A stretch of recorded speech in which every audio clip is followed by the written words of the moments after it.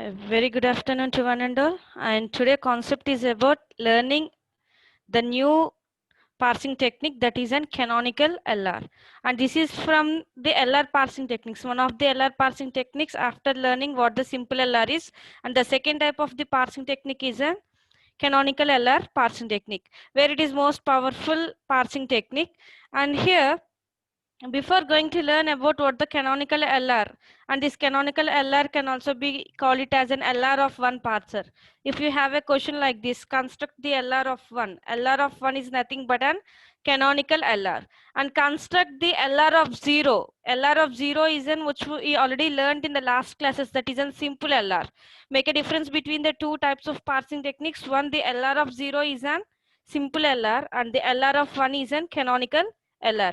And here in this class, what I'm going to explain is how to construct the canonical LR and what type of computations that we're performing in the canonical LR, and what the uh, main thing that we're going to learn. That means the syntax, what the syntax that we're going to follow when we're constructing this canonical LR. And then finally, as usual, what we done in the SLR parsing, that means after computations of closure and goto, there we construct the parsing table, and from the parsing table, we done the input parsing just by using an stack implementation, right? That's we already done in the SLR parsing technique. And what's the difference between these two parsing techniques means, here at the steps of construction, there we in this canonical LR we are not going to construct the first and follow table. Make a note of this. In only the SLR we are constructing the first and follow table, but in canonical LR we are not constructing the first and follow table, right? And then what other more differences while comparing to these two types of techniques, that is a simple LR and the CLR. CLR, the name itself, it is a canonical LR. What's the difference is, see, when we're constructing or computing the closure of I, that means we are uh, constructing the collection of I items. There, what we done at the closure of I, just writing all the rules from the grammar G dash, and what we done there, just we insert and dot at the at the starting of the right hand side in each and every rule, right? Isn't it? But here, along with the placing of the dot, we need to do the another thing. What that thing is, we need to add or we need to place the look ahead symbols in each and every rule, right? How to add the look ahead symbols? See here, all of you see the slide that I shared to you all. Once see the slide, then you can easily understand how to write and look ahead symbol. See, this is a production rule from the given grammar, right? Initially, it is at right hand side of the starting of the right hand side in the rule, that is dot alpha beta. What comma a, what the comma a represents is, this is a look ahead symbol for that particular production from the given grammar. For that particular production, this is a look ahead symbol. How to write these look ahead symbols, right? In canonical uh, construction of LR of 1, how to write the look ahead symbols. For writing of the look ahead symbols, we need to follow the algorithm of LR of 1. And what the algorithm says, that is, here we're having some step-by-step process, but with an example, I will directly explain what the syntax that we need to follow when to write the look aheads of each and every rule. To write the look aheads of each and every rule, what type of an syntax that we need to follow, and after writing or after computing the closure of I, and how the goto function is computed in this LR function. That the thing that I will explain at the time of explaining with an example. With an example, I will clearly show how to write the look ahead symbols and what the syntax that we are following from the given grammar. From the given grammar, in the sense, from the algorithm, we are following these rules. From the algorithm of the LR of 1, we are following these rules. These are the step-by-step rules, and what the format of the syntax it should be, and how we are mapping that syntax with the production rule from the given grammar. Like that, we will see, and we will finally define what the look ahead symbol of that particular production rule it is. Initially, we need to know why to learn this canonical LR. Why to learn this canonical LR?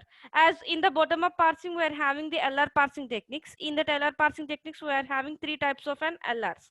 And initially, it is a simple LR. We can call call it as an LR of 0. And the second one is a canonical LR. We can call it as an LR of 1. And the third one is a look ahead LR. LALR, or we can also call it as an intermediate LR. Why we are calling it as an intermediate LR means after knowing the construction of these simple LR and the canonical LR, we can easily construct the look ahead LR. We can easily construct the look ahead LR. The combination of both combination of both the SLR and the CLR. That means LR of 0 and LR of 1, right? And here we're having a statement, see, in the slide, to avoid some of invalid reductions, the states need to carry more information, right? This is the one thing that we are using, or we are implementing such a type of technique, that is a CLR parsing technique. And extra information is put into a state by including a terminal symbol as a second component in an item, right? In every item we are using the second component. That second component we are calling here is an look ahead symbol of that particular production rule. Look ahead symbol of the variable. Look ahead symbol of the variable. That means it is a right hand side part, right? In the production format, it is a right hand side part, and it is a left hand side part. And how we get these look ahead symbols? Either it may, the look ahead symbols always should be in the form of an terminals, right? Terminals. And how we are getting these terminals, or we can also call it as an end markers. How we are getting all these means we are constructing for the left hand side of the variables, right? And where, for the construction of these variables, when we construct the look aheads for these variables, then we are placing at that rule. We are placing the look aheads in that rule from the given grammar. And see here we're having some other points where one refers to the length of the second component, and the look ahead has no effect in an item of the form. And make a note of this: a tends to alpha dot beta comma a, where beta is not an epsilon. Beta is not an epsilon. But an item of the form a tends to alpha dot a, here beta is not an epsilon, here beta is an epsilon, calls for the reduction by a tends to alpha only if the next input symbol is an a, right? And these all whatever the things that we're having here, these are all the subsets of the follow of a, but it could be a proper subset, right? When we'll get a clear understanding about this means, when we are directly constructing an grammar, when we're directly implementing the technique, then we can clearly understand when we are using all these syntaxes and what is the need of using these syntaxes, and by using this syntax what we are getting in the form of an output, right? See in the next slide. And these are all the syntaxes, what the LR of item consisting of. LR of one is nothing but an canonical LR. And this all the things, the step-by-step algorithms that I will explain directly with an example. See here. Here also we're computing. See, this is the most important point. The construction of the canonical collection of set of LR of 1 items are similar to the construction of the canonical collection of the set of LR of 0 items. Whatever we constructed at the closure of I and goto of I in SLR, the both are similar here, but what's the difference is, except that closure and goto operations work a little bit different. What is the different? That means here we're adding and look ahead symbols at the closure of I, and when we're performing the goto function, these look ahead symbols will follow to the other computations, right? So to construct or to compute the closure of I, we need to follow the syntax. And I'll clearly explain this with an example, what the syntax is, how we're mapping that syntax, and how we're going to write the look aheads for the non-terminals. That means the left hand side of the variables in the given grammar. Again, this is an goto operation, how to construct the goto operation with the syntax. All these are all the algorithms. See, this is an algorithm. C is the closure, where this is an augmented formation of the augmented grammar. If the S is the starting symbol, we format like this. And what to repeat? Repeat the LR of 1 items until no more set of LR of 1 items can be added to C, right? For each I in C and each grammar symbol X, if goto of I comma X is not empty and not in C, add goto of I comma X to C. And finally, goto function is an DFA on the sets in C. C is nothing but an canonical. C is nothing but it represents an canonical. Right, this is the algorithm, and basing on this algorithm, just by following the steps in the algorithm, see how to construct the CLR or LR of 1. CLR or LR of 1. If you're having the rules like this, alpha dot beta comma a1 to so on an, then it can be written as a tends to alpha dot beta comma a1 or an or a2 or so on an. We can write the LR of items like this. That means for a single variable, if we get such type of more than one production rules like this with the different look aheads, then we can write like this, right? Is it clear how to write the items? A set of LR of one items containing the following items. What it means is A tends to alpha dot beta. A tends to alpha dot. The rule is same in all these in the two representations. But what the differ is, it here we're having an A1, here we're having an AN. That means the look aheads are differ. The rule is same. So it can be written as A tends to alpha dot beta comma A1 or A2 or so on AN. The representation, it is a short notation for the sets of LR of items that we can represent when we are having such type of condition. Right? And all of you make a note that what the given grammar is. What the given grammar is, see here.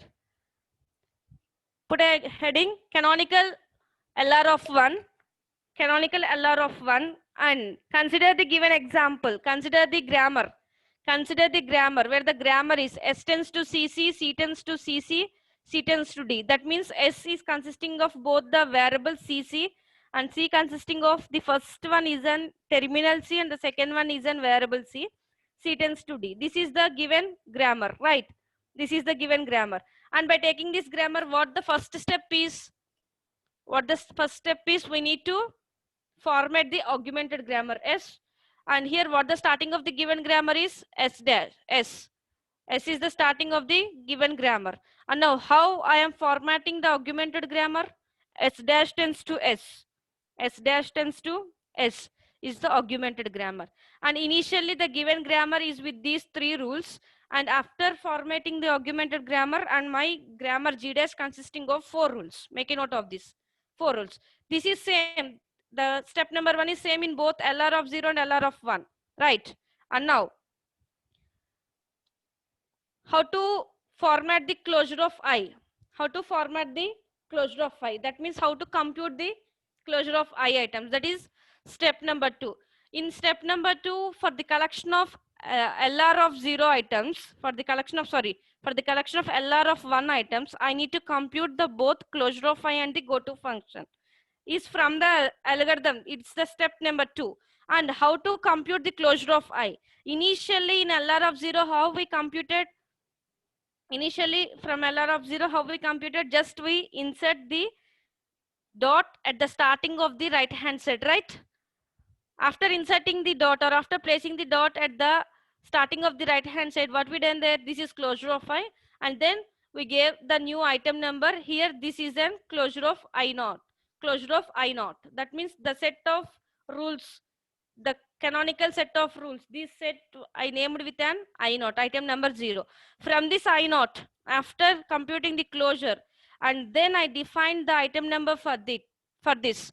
Then from this I naught, then I started computations. Then I started the computations. But here, placing or inserting of the dot is same in the both SLR and the CLR. But what the next step to do? What the next step is? For complete computation of, to get the complete computation of closure of I in CLR, we need to do the other process. What the other process is? As per the SLR, it is correct. It is correct. And this is closure of I. We named it as a closure of I, and we give the item number I naught for this I. From this I naught, just we started the go to computation. I naught with S, I naught with C, I naught with small c, I naught with D. Right. But here, as the syntax of the canonical LR consisting of an look ahead symbol. That means the rule should consisting of an two components.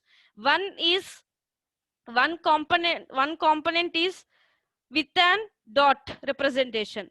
The RHS consisting with an dot representation, and after comma, what the second component is, it is a look ahead symbol, defining with an look ahead symbol. See, initially we need to, from these rules, after writing the augmented grammar and after writing the closure of I, just by placing with an dots at the right hand side of each and every production rule, then what the next step we need to do here is initially place dollar to the starting symbol on the right hand side of the given grammar G dash. This is in grammar G dash, right?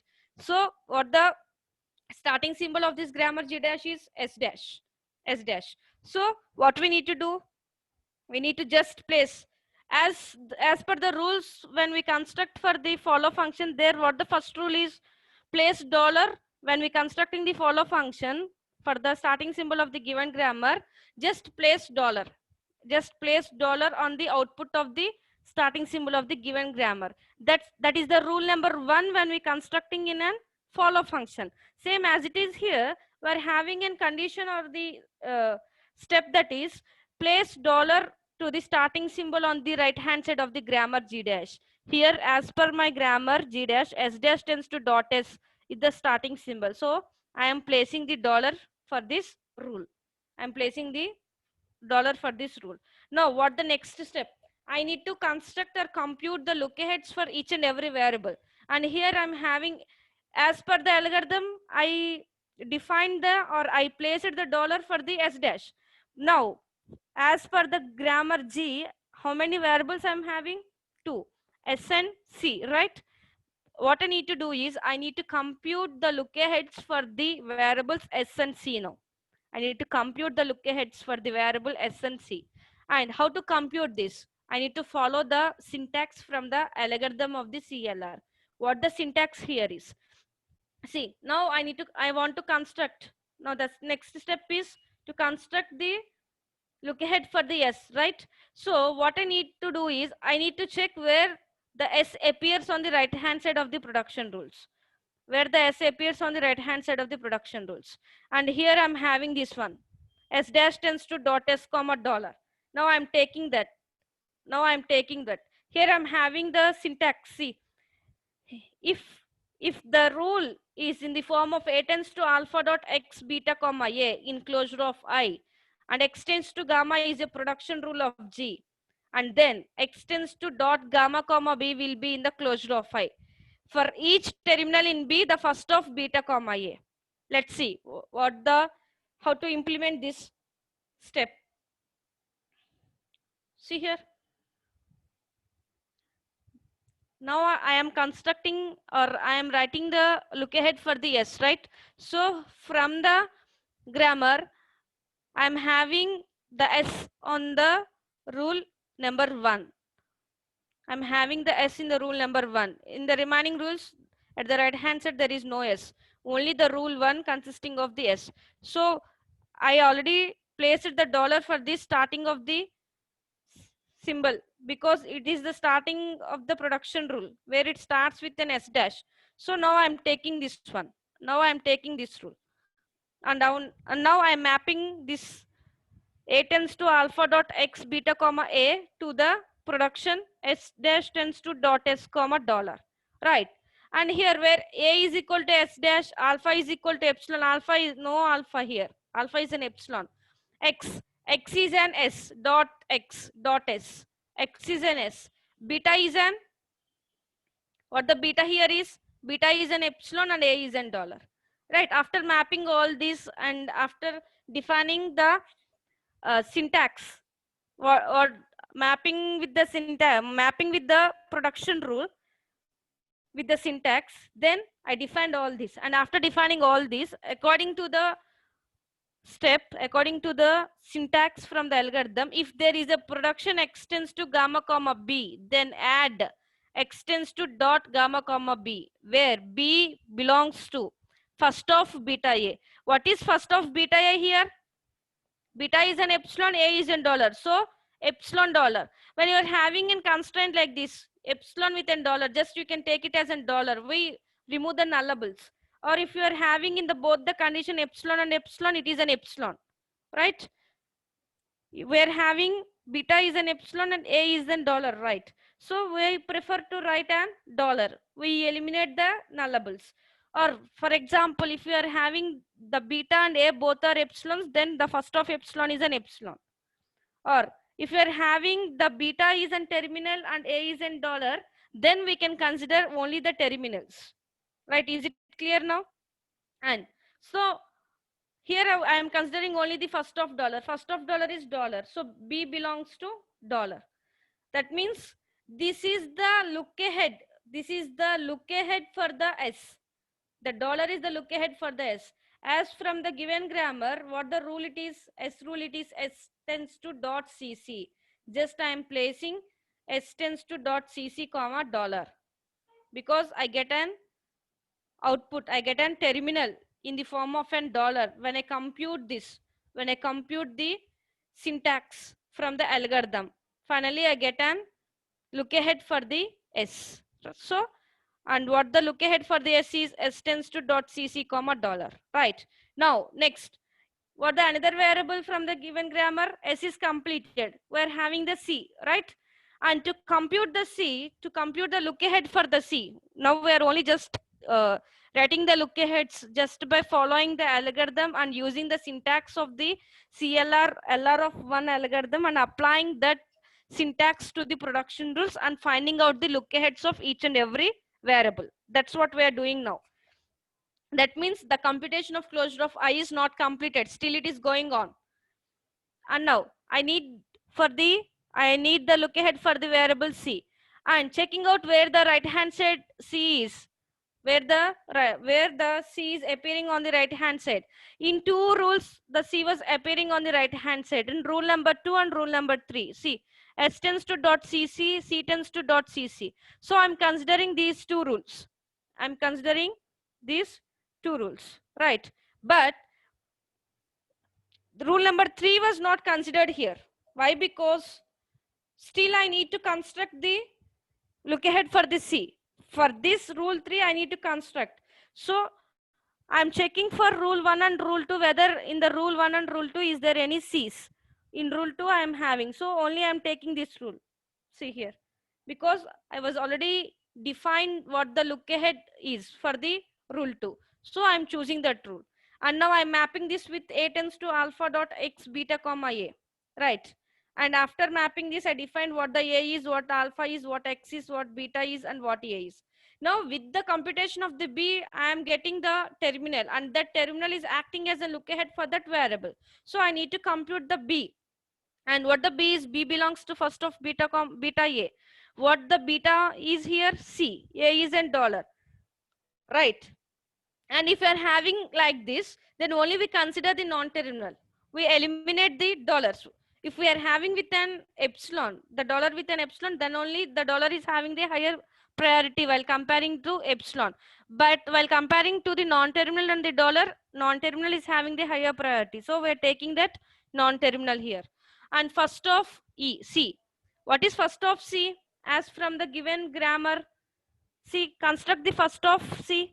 First of C. C is having the two rules, C and D, right? So when I'm constructing the first of C, what the first appearing symbol here is C and here is D. So C comma D is the C comma D is the output here. When I compute for the B, when I compute the B, then I get an output like C comma D. This output is for the variable C, right? These are acting as a look aheads for the variable C. So how many variables we're having for the C? C tends to dot CC, C tends to dot D. So for these two rules, we can write like this. C tends to dot CC comma C by D, because C or D, we can take C or D, both the terminals we are taking here as a look aheads. C tends to dot D comma C or D, right? Therefore, the finalized closure of I grammar is from the grammar G dash, the finalized closure of I is, that means with this I computed the closure of I function. And then finally, the grammar is written like this. S dash tends to dot S comma dollar, S tends to dot CC comma dollar, C tends to dot CC comma C by D, C tends to dot D comma C by D, right?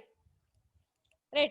This is the closure of I. Now I am naming with an item number I naught. I'm giving a name for this, an item number I naught. This is an initial item. I start with this I naught because here I'm having the collection of set of rules. So this set is named with an item number 0, that I'm calling it as an I naught. Now with this I naught, I will construct the goto function. See, this is an I naught, right? This is an I naught. And with this, I am constructing the goto function. Now, I am calling one by one. Goto of I naught with after dot what the variable here is s. Goto no, goto of I naught with after dot what the variable here is c. I naught with small c. I naught with small d. See, goto of I naught with s. And after performing, this is before processing, and after processing, when I call the goto function with I naught with an s, what it is, s dash tends to s dot. That means the dot is moves forward. That is the dot precedes to forward. And here, what the look ahead is same here. Here, we should represent and look ahead. Then only it can be called as an LR of one canonical set of items. If you didn't represent with an look aheads, then it comes under the LR of 0 items. If you represent with a look aheads, then this set of canonical items can be called as an LR of 1. Make a note of this. If you forget means, then totally the canonical collection of LR of 1 gets wrong. Right? Don't forget to write the look aheads.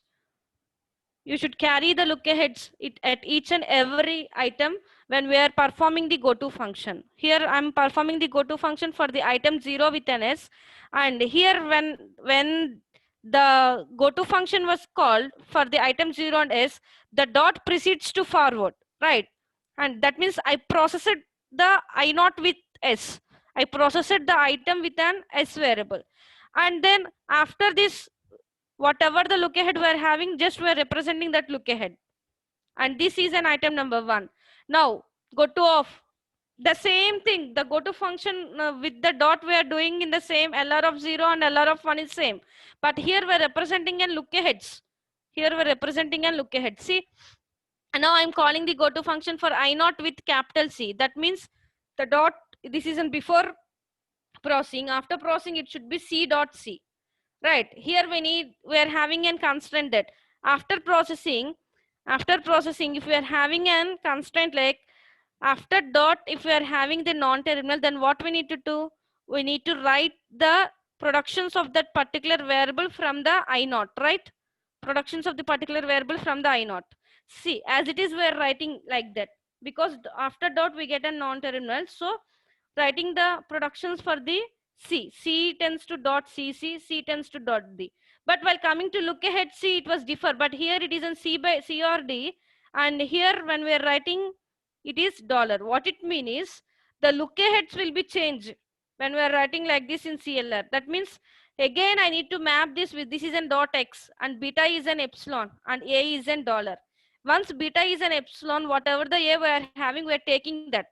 We're taking that symbol. So beta, when we map this s tends to c dot c comma dollar with the syntax a tends to alpha dot x beta comma a, then based on the value of the beta we can decide what the output of the b is. That means what the look ahead is. So here the beta is an epsilon and the a is an dollar. That means b belongs to first of beta a, right? Beta is an epsilon, a dollar, and so we only consider the dollar here. So we need not write these two, isn't it? After performing the goto function, if you get a constraint like this, that means after dot we get a non-terminal, just write the productions of that particular non-terminal from the I naught. Up to that it is correct. Then writing of the look aheads from the I naught as it is in the I2 is wrong. Here we need to check it out. Again, we need to map with a syntax of the closed of I, then we can get what the look ahead for these two rules are, isn't it? And when after mapping, I get the look ahead symbol is in dollar, so I write the dollar in these two productions. Then goto of I naught comma small c. See here, small c. See here, you can clearly understand that. See, after dot, after processing the dot, now the rule is and c tends to c dot c, right? Actually, what the constant here, if you are having like this, if you are having the rule like this, then what we need to do after the dollar, what the variable it is c. Yes, then we need to take the rules from the I naught. Then we need to take the rules from the I naught and write here. Yes. C tends to dot CC, C tends to dot D. But what the difference between this and this means, here when I perform the go to for this rule, the look ahead is dollar, right? When now I am performing the go to for this rule, for the third rule, and the look ahead is differ, right? And now see, now if again I'm mapping this with an A tends to alpha dot x beta. Here beta is an epsilon. What the A is C or D. What the A, C or D. And beta is an epsilon, A is an C or D. And what the B belongs to C or D. So we are writing C or D in these both rules. Is it clear? How we wrote the dollar here and how we write the C or D here. Right. And now go to off.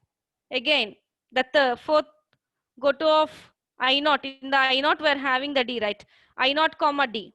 That means the dot was processed. And then it becomes C tends to D dot. The same look ahead here, because we're not having the non-terminals after the dot in these two conditions. So we're directly writing this. We're directly writing the same look aheads, right? Whatever the rule we are processing, that rule is consisting of the same from the I naught. That rule is having the same look ahead from the I naught. But when we are writing the rules of the C, when we are writing the rules of the C for the constraint, like if you have after processing, if you have dot variable, then we need to write the rules for that variable. Here there is a change in the look ahead. So not directly placing these look aheads here, right? In these constraints, again, we are mapping the syntax of the closure of I, then we are defining what the look aheads of these, the remaining productions is.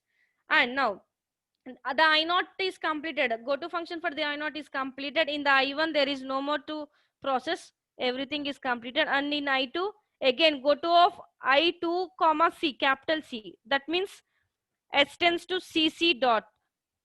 CC dot. The same look ahead we are taking. Why? Because we are performing for this, and after dot we are not having anything. The rule was ended with the dot operator. So we are giving with a new item number I5. Right? Now go to of I2 comma small c. I2 comma small c. I2 comma small c. See what it is. C tends to C dot C comma dollar. Again, C tends to C dot C comma dollar. See, this we done for the C or D. Look ahead is differ. But the rule was same. Look ahead is differ.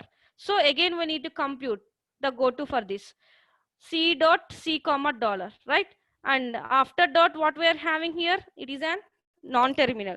What it means is we need to write the productions of that variable C from the I naught. We didn't carry the lookheads from the I naught. Just we need to write only the productions. After mapping the rule C tends to C dot C comma dollar with an A tends to alpha dot X beta comma A, then we will decide what the look aheads of this is, right? And dot X beta is an epsilon, A is an dollar. What it means is if beta is epsilon, A is an dollar, then we take only the dollar. So B belongs to dollar. What it means is here in these two rules, we need to write the look aheads as an dollars, right? And now go to of I2 comma small d. See, here it was already completed, but the look ahead is different here. But the look ahead is C by D. But while coming to the I2, here we're having the another look ahead, differ look ahead. It is C or D, it is in dollar. So rule is same, production rule is same, look aheads are differ. So we didn't write the same item number. We need to give a new item number. So again, we're computing the go to function for this C tends to D dot, and here it is in dollar and it is an I7. Right, it is an I7.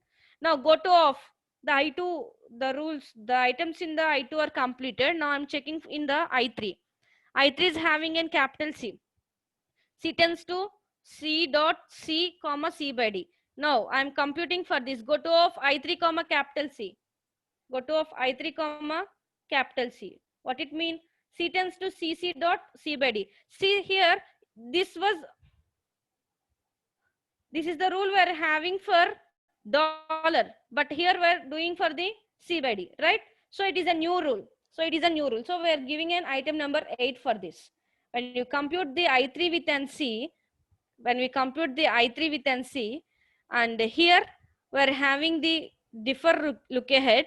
So we need to compute again and we need to give the new item number I8 and check it. Go to off I3 comma small c. What it means is C dot C. Same thing we will get after computation. So I'm not computing again, just I'm giving the existing item number, that is I3 here. I3 with C is an I3, because with the same look aheads the computation will be done. So no need to write again, and no need to get confused. So directly we're writing the item number I3. Is it clear? And for this one, see I3 comma small d, it was already computed in I4. So directly I am writing the existing item number when go to of I3 comma d is I4, right? And see the I3, the items in the I3 are completed, and in I4 there is no more items to be compute, and in I5 no more items to compute, and in I6 with C. See, go to of I6 with C. See, this C tends to CC dot was already computed at I8, right?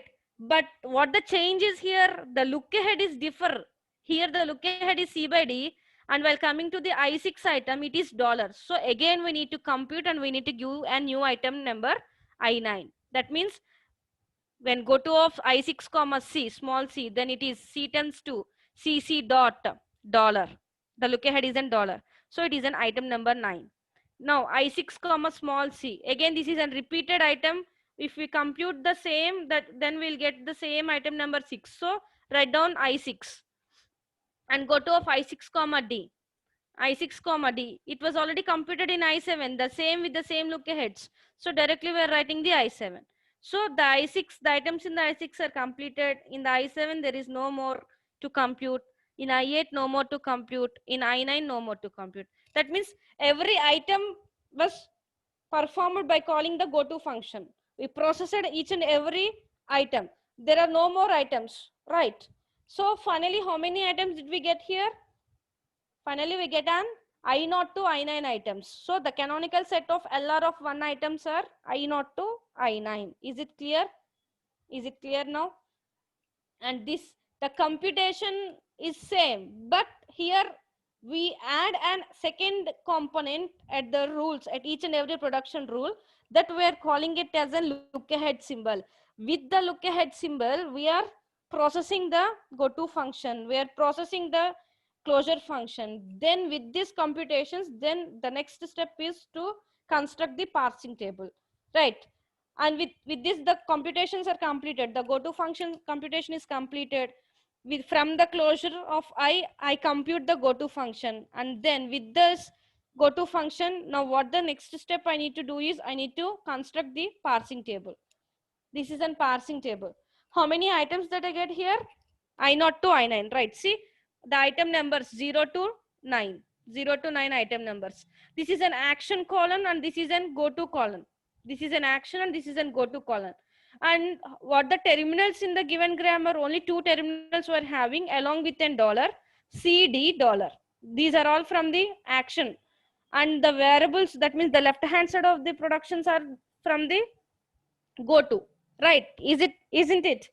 Are you clear how to represent the table with the action column and with the go to column along with the items? See, and initially to fill the go to column, we need to check the item number with the non-terminals. Then whatever the item number we are getting there, we are only taking the number and we are filling it here.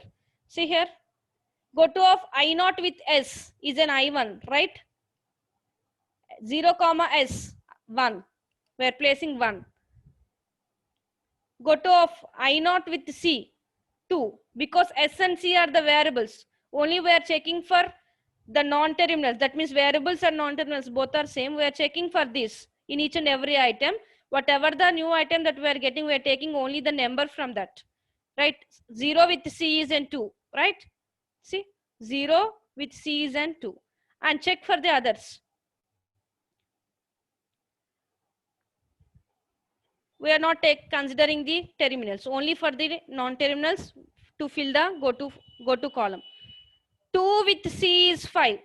2 with C is 5. See, 2 with C is 5. Right. Next. This is a terminal again. We are not considering that. Again, this is a terminal. See, 3 with C is 8. 3. Item number 3 with C is 8. See in the table. 3 with C is 8. Right. 3 with C is 8. Now, check. 3 with C is completed 8. It is in terminal, it is in terminal, it is in terminal. And right, it is in capital C. 6 with C is an 9. 6 with C is an 9. Right, is it clear?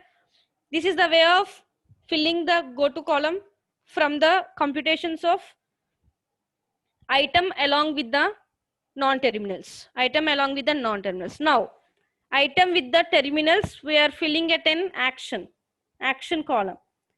I not with an. That means here we are using a shift operator when we are filling the item with an terminals. That means I not 0 with C is an I3 actually from the computation, but we are changing it as an S3. S3. That means 0 with 3 is an S3. See here. 0 with 3 is an S3. And there 0 with D is an I4, but here when we are writing in the table, it is an S4. Right? Right. Is it clear? 0 with D is an 4. That means S4. And now 2 with C is an 6. That is S6 here. I2 with C is an S6.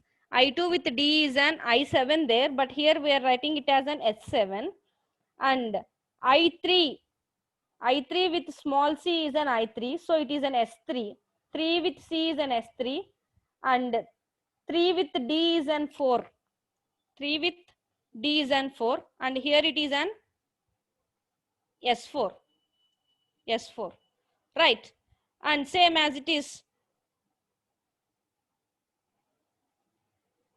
This is I6 with small c, right? That is terminal. It is an S6. I6 with small d, it is an S7. That means HC and D with sixth item number 6, we are filling with an S6 and S7. Right. With this, we completed the checking for the go-to computations for the non-terminals and for the terminals. And initially, what the thing is, $1, is always accept. Action of $1, is always accept. First, you need to fill up this entry. $1 is always accept. Now, up to now we fill the go-to column, and in the action we fill the item with an terminals. But item with an terminals, we get an shift operations. And by filling with an $1, we get an accept operation. And whatever the empty blanks that we are considering as an errors, but the another operation is left to be filled. What is that? Reduce operation from the shift reduce parcels. And here we are not constructing the first and follow table, right? In this LR of 1, we are not constructing the first and follow table. What we are from where we are taking the outputs means from the look aheads, we are taking the outputs, and there we are placing the reduce operation. See here, there is no need to construct the first and follow in LR of 1. In only the LR of 0. In SLR, we need to construct the first and follow. Here, based on the look ahead symbol, we will just place or fill the entries of that particular terminals. See here.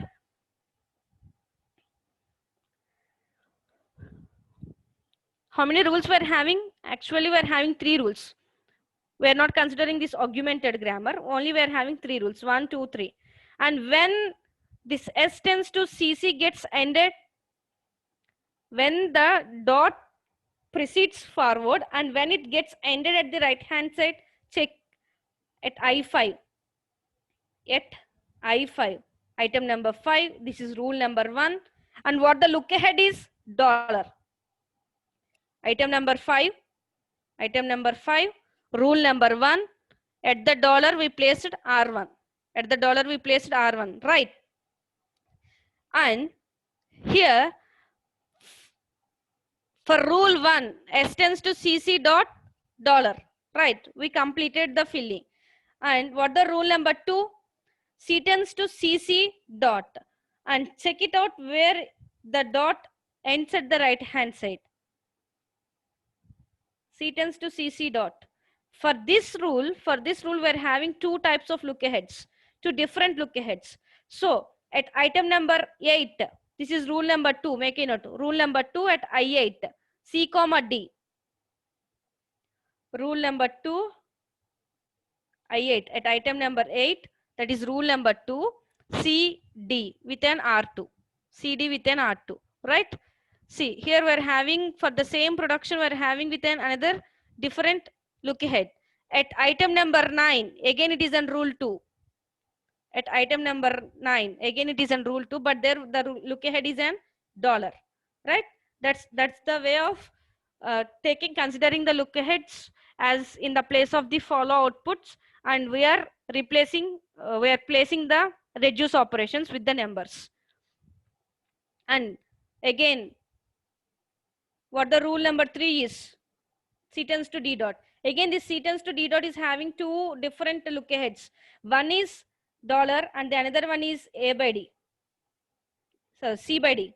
That means this is on rule 3, right? At I4, check at I4, CD. In the place of CD, we place R3, R3. And now at I7, this is rule 3, at the place of dollar. I7, that is rule 3, at the place of dollar, we place R3. Yes, the overall computation, the checking of overall computations, whether each and every production rule is ended with the dollar and in which item it was ended, and we're taking those items and considering those items and which rule it was, and we're considering the number of that rule, and just we're placing the rule numbers at the look aheads, at the terminals of the look ahead symbols, right? Is it clear now? This is the construction of the parsing table for the LR of 1. Construction of the parsing table for the LR of 1. And this is an go to table, go to graph. We can call it as an go to graph. Whatever the computation we done, just we represented in the form of like this. Then we are calling it as an go to graph. The naming of this graph is an go to graph, right? And the next step is checking out or how the input string is parsed for the constructed parsing table LR of 1. Just by taking an example CCDD. All of you note down this, parse the input string CCDD. And for this input string, you all please parse it by using the predictive, by using this parsing table, LR of 1 parsing table. Then in the next class, for the next class, I need an answer for that. You all please do the stack implementation by taking an input string CCDD and show that the string was acceptable for the given grammar. For the given grammar, S tends to CC, C tends to CC, or C tends to D, right? And these are the steps that we need to follow when to construct the CLR of 1 parsing technique.